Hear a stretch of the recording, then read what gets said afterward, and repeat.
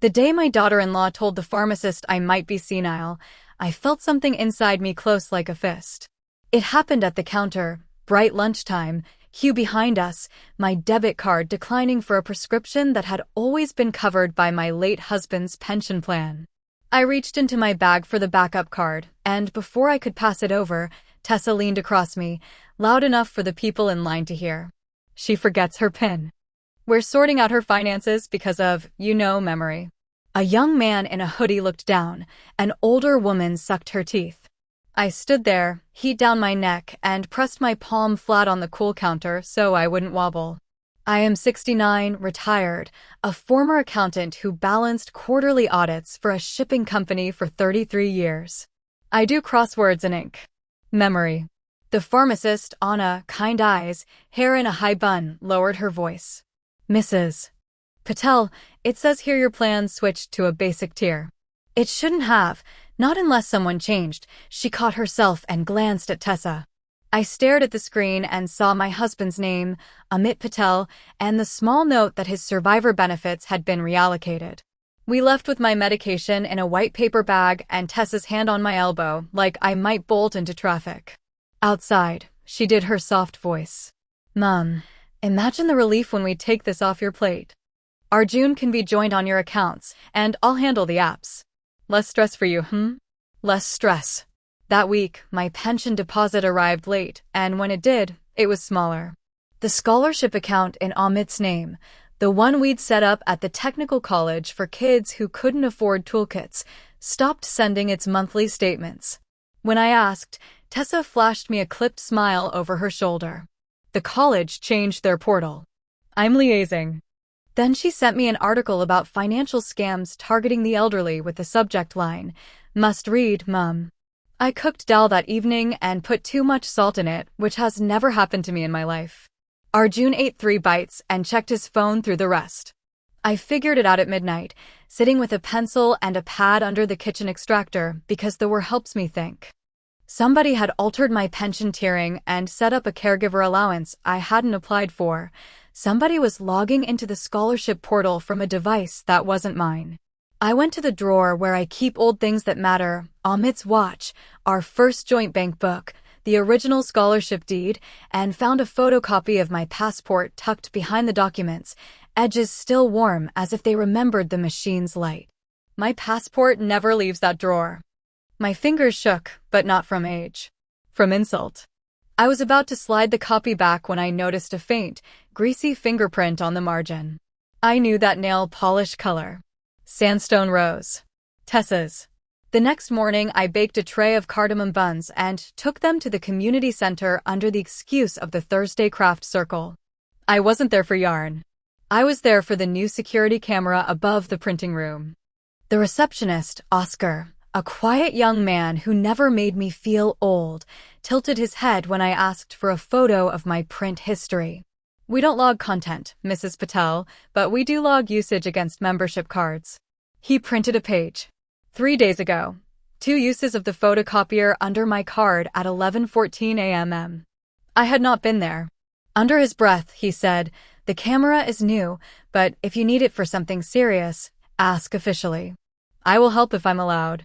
There's a form." He slid it toward me like contraband. On the way home, my phone pinged. A message from an unknown number. "You will embarrass yourself if you make noise. Think of Arjun's job." I stopped on the pavement and read it twice. Then 3 times. The number had no name, but the grammar had Tessa written all over it. I deleted nothing. I started a folder. That night, I placed my passport slightly askew in the drawer. I wanted to know if somebody touched it again.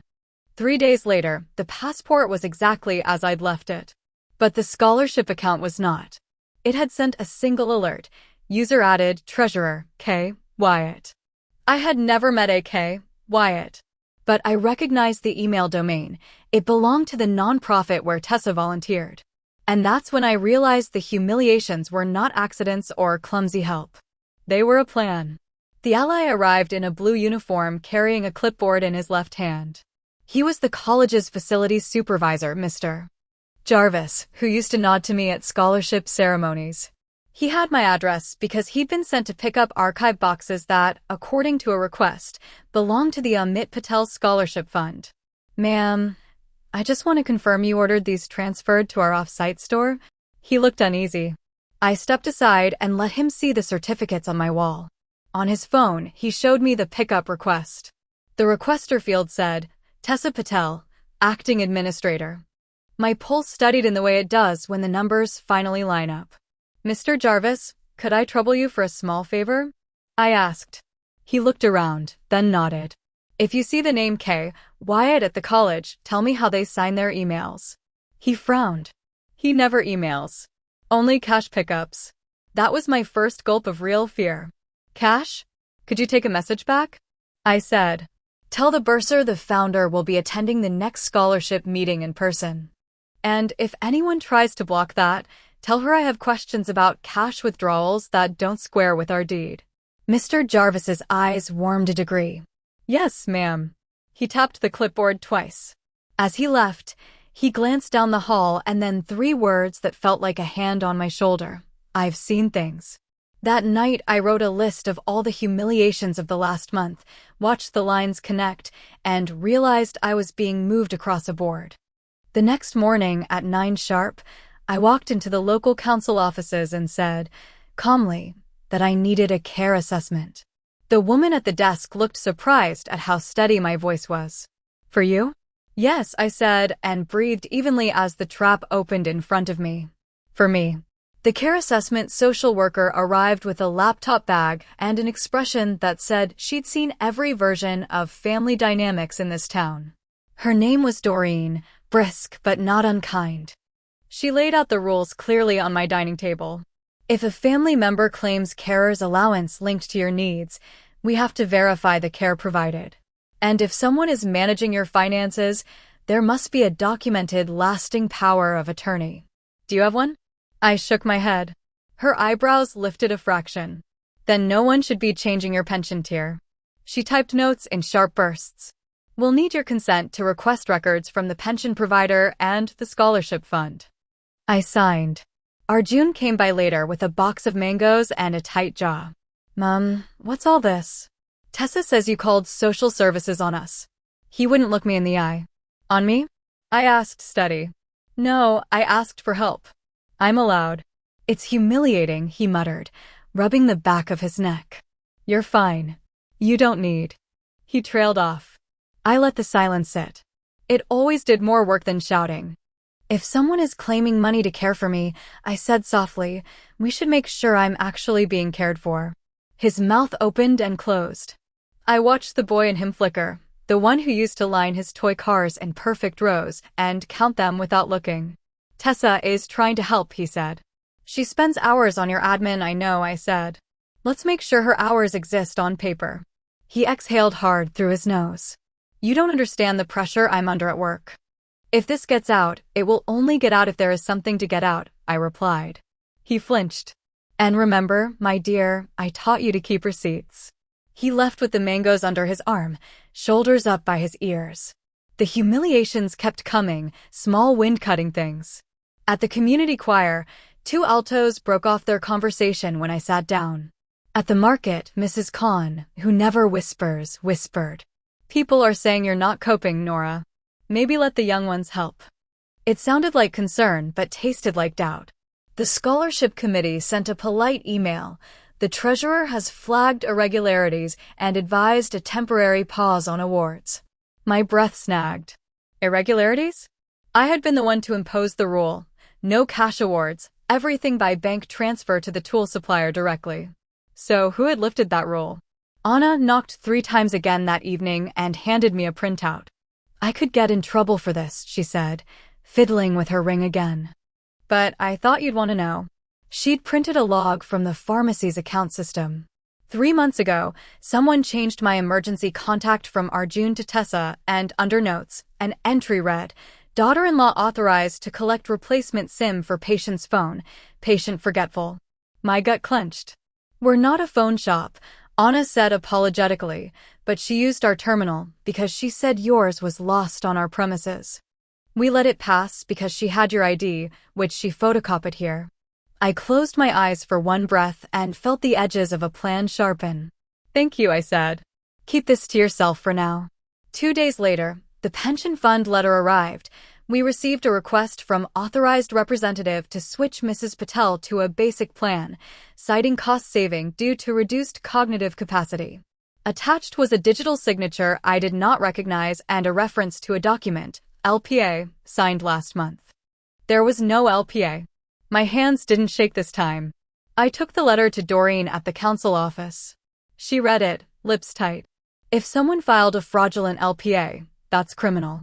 She picked up the phone with the movement of a woman who had waited for an excuse. That evening, Tessa turned up with soup I hadn't asked for and a tone I recognized from her job in public relations, the one that could coat something sour with sweetness. "Mom, the college called," she said breezily, setting the container down like a gift. "They're overwhelmed and asked me to streamline the scholarship paperwork. I appointed a treasurer for you, a dear friend from the charity K. Wyatt," I said. "Do you know, I haven't met him." She didn't blink. "He's shy. Numbers person. We'll do our best to lighten your load. You just focus on your crafts, okay?" Then she glanced at my phone on the table, face down, and the corner of her mouth flickered. She picked up the spoon. "Shall I serve you?" "No, thank you," I said, and watched understanding flash across her face that whatever I had been, I was not that anymore. When you spend decades with ledgers, you start to love ordinary things like timestamps. I put the ATM receipt next to the scholarship deed, lined up the corners, and dialed the college bursar from our old landline. "I'm coming in today," I said. "I will bring the deed. Please have your treasurer attend." The bursar, a tired woman whose brain seemed always 3 tabs ahead, sighed with relief. "Bless you, Mrs. Patel. I've had a bad feeling." She lowered her voice. "Someone keeps insisting on cash. We never did cash with you." On the bus there, I studied my list of open questions. Who is K. Wyatt?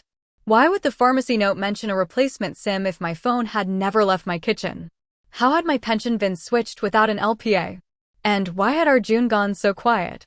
The bursar met me in a small room with metal chairs and the smell of coffee that has lived too long in a pot. A man in an ill-fitting blazer hovered in the doorway, looking like a boy parted from his homework. "This is Kellen," she said. "Our temporary treasurer. He's from the community charity." He nodded without meeting my eyes. I set the deed on the table and slid over the ATM receipt. "Our deed forbids cash. It demands dual authorization for any disbursement above £50. He swallowed. "The bursar authorized, I did not," she snapped. "Not once." Kellen flinched. "I was told by the acting administrator to expedite hardship cases." He glanced at his phone, then at the window. "I have emails." "From whom?" I said. "From Tessa." I felt a small click inside my chest, a puzzle piece locking in. "Then we'll need those emails," I said. "And your mileage claims." He blinked. Why? "Because if you were at the petrol station at midnight drawing cash, your mileage claims will show a pattern." "They always do." He folded. I raised a hand. "We're not doing confessions. We're doing records." Back home, Doreen called to say the council had opened a safeguarding investigation. The pension provider had already flagged the LPA document as suspect because the witness signature belonged to a woman who had also been a witness on 6 LPA filings in 1 week. "A professional witness," Doreen said dryly. "We think she's linked to a consultancy that helps families organize elder care for a fee." "Name?" I asked. "Wyatt and Hard Assistance." My neck prickled. "Wyatt. I went to see a solicitor whose office smelled of paper and lemon polish." He listened without interrupting, then drew a timeline on his notepad with a ruler. "If someone filed a false LPA, we ask the office of the public guardian to set it aside. If someone claimed carer's allowance under false pretenses, the DWP investigates. And the scholarship fund," he looked at the deed, impressed, "was cleverly designed." "You wrote this?" And I did," I said. "I insisted on the clause that lets the founder audit at any time." His pen paused. "And the founder is you?" "Yes." We filed the requests. At home, I cooked rice to calm my hands and called Arjun. "Meet me tomorrow at the college auditorium," I said. Bring Tessa. His voice tightened. Why? Because it's time to stop pretending I'm fragile. The next blows came quick. My mobile went dead during a call with Doreen. The provider said a new SIM had been activated. When I went to the branch to ask, the clerk checked the ID on the account and showed me a scanned copy of my passport, the same sandstone rose print on the corner. He looked embarrassed. She said you struggle with technology, Miss Patel. I murmured an apology I didn't owe him and added the scan to my folder. At midnight, my doorbell rang. When I opened it, a woman in a navy coat stood on the step, rain on her sleeve, eyes tired but fierce. I'm Kellen's partner, she said before I could speak. My name is Lottie. He's breaking apart from guilt. He told me what they asked him to do. I didn't know who they were until she added, almost with disgust, your daughter-in-law and that woman from Wyatt and Hart. Mira. She pretends she's saving old people from paperwork. She took a cut of every cash withdrawal as a service fee. She pulled an envelope from her bag. I printed the chats. He never wanted to do it. He's an idiot, but not cruel. She glanced behind her as if she had walked away from something burning. This will ruin us, but it's wrong what they did to you. I took the envelope and my breath caught on the word Mira. She had been the one who brought Tessa to volunteer at the college, the one who liked my sari at the last ceremony, the one who had told me I looked tired. Why are you helping me? I asked quietly. Lottie lifted her chin. Because my grandmother lived on tin soup for years after someone like Mira managed her accounts. Because I don't want to be another woman who looked away. She swallowed. Please don't wreck Kellen's life if you can help it.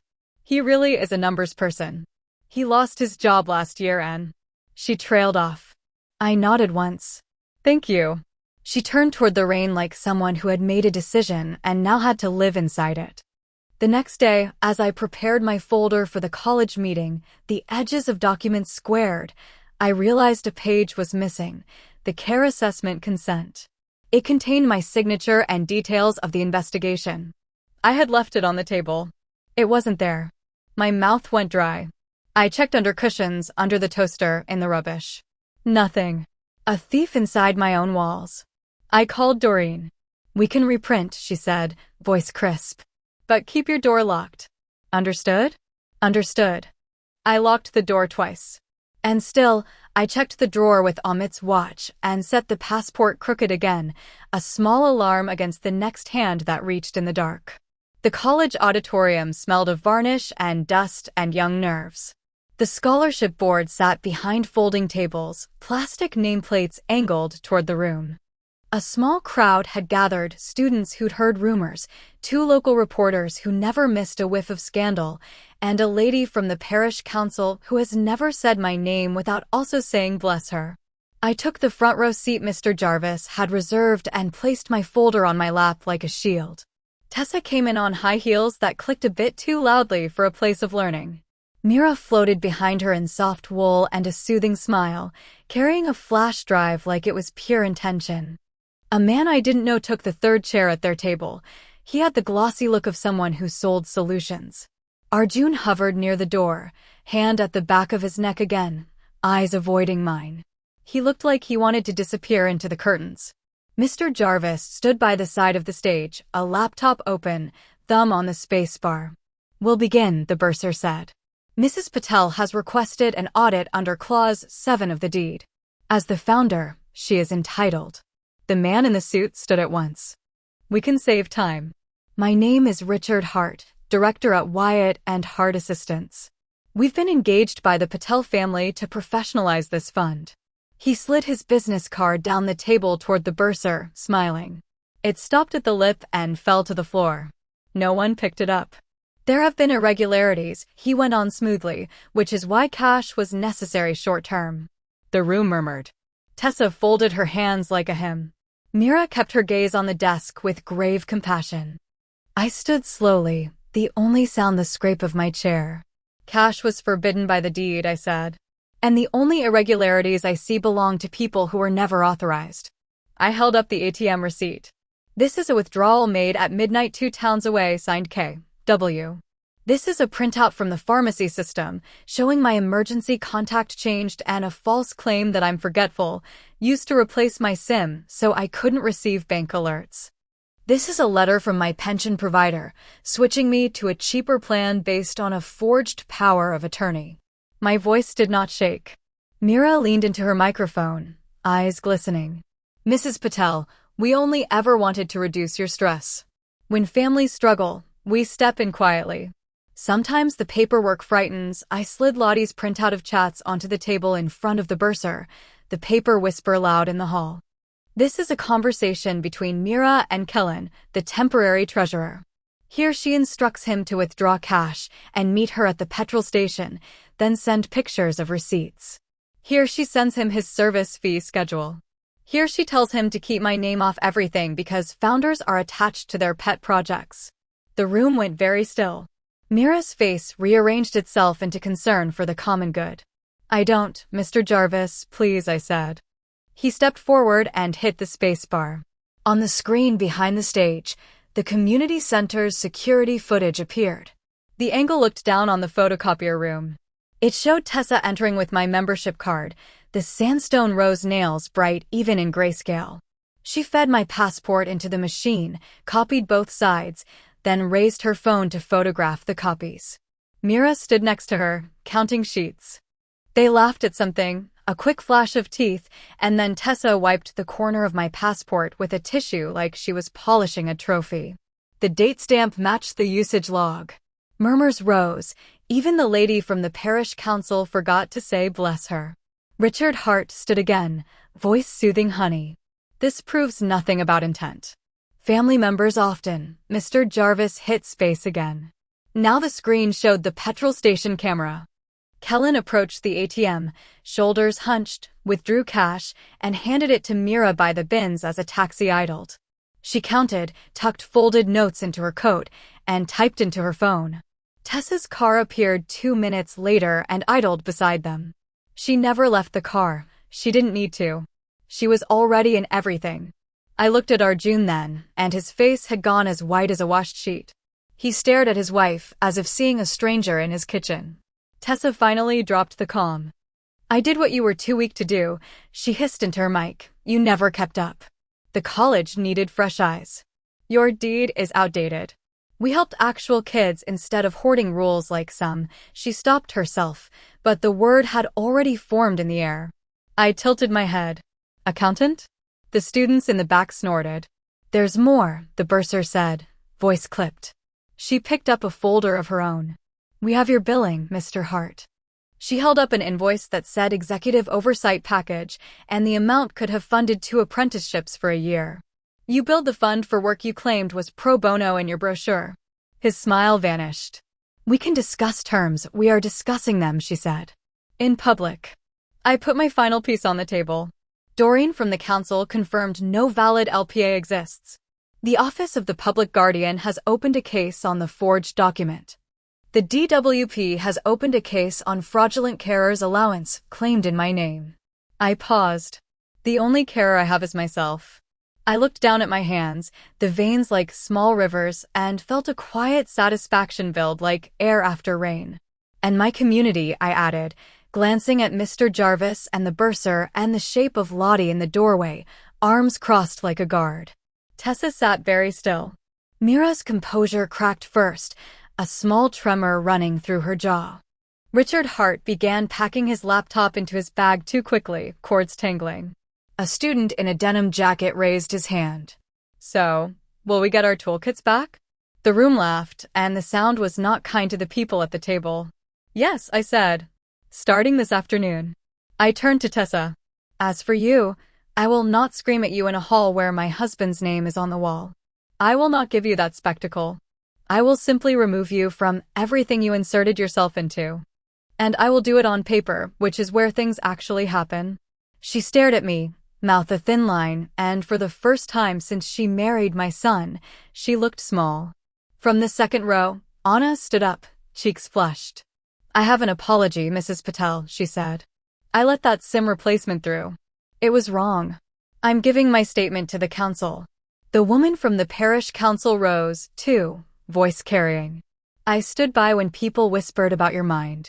I was cowardly. That ends today. Arjun's voice came finally as a hoarse whisper into the mic, a man crawling out of his own denial. "Mom, I'm so not here," I said gently. "Later."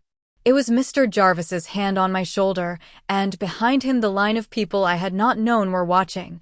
Anna with her ring finally still, Oscar from the community center in his plain t-shirt, Lottie with reins still on her coat, the bursar with her chin high, 2 students from the tool room craning to see.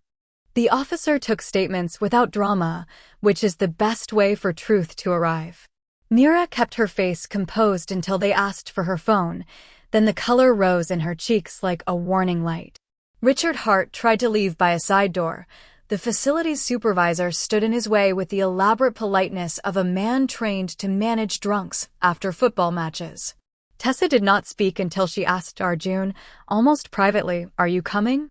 Her voice sounded like the last ice in a glass. He stared at his shoes and didn't move. The consequences came in ordinary envelopes and emails over the next month. The Office of the Public Guardian invalidated the false LPA and forwarded evidence to the police. The pension provider restored my benefits and apologized in writing. The DWP letters used language so dry it felt like stone, overpayment due to false declaration, recovery from claimant, investigation ongoing. The College Board reinstated the fund's rules and asked me to chair the awards this year while we rebuilt trust. I accepted on the condition that the students help me buy the toolkits themselves so they could see the receipts and leave with more than a bag. They would leave with the feeling of a ledger reconciled in their own hands.